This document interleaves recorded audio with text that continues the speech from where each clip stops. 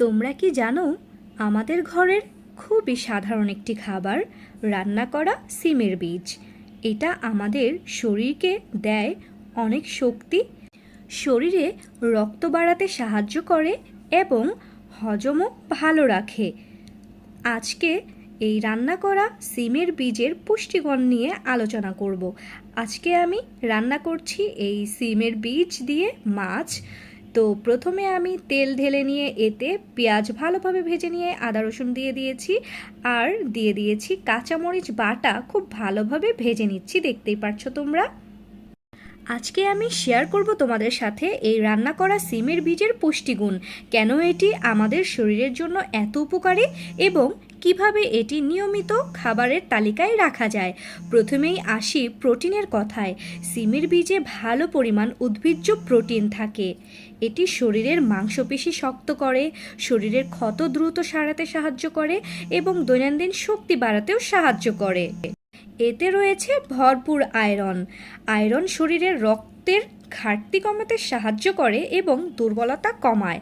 যাদের প্রায় মাথা ঘুরে বা দুর্বল লাগে তাদের জন্য এটি ভালো একটি খাবার হতে পারে। সিমের বীজে আছে ডায়েটারি ফাইবার। এই ফাইবার হজম ভালো রাখে, কোষ্ঠকাঠিন্য কমায় এবং পেট পরিষ্কার রাখতেও সাহায্য করে।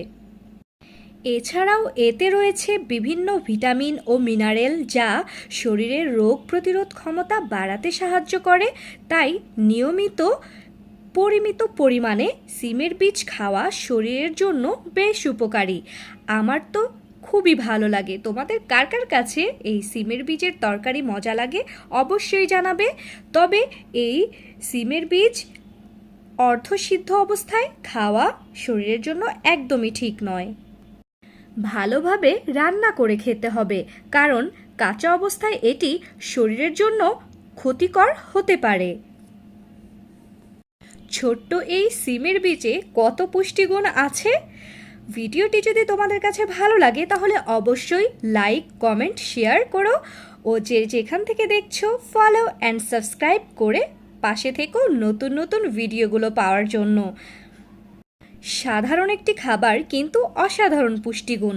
রান্না করা এই সিমের বীজ শরীরকে দেয় প্রোটিন, আয়রন ও ফাইবার। তোমাদের সাথে এর পুষ্টিগুণ আলোচনা করতে করতে এদিকে আমার তরকারি একদম রেডি।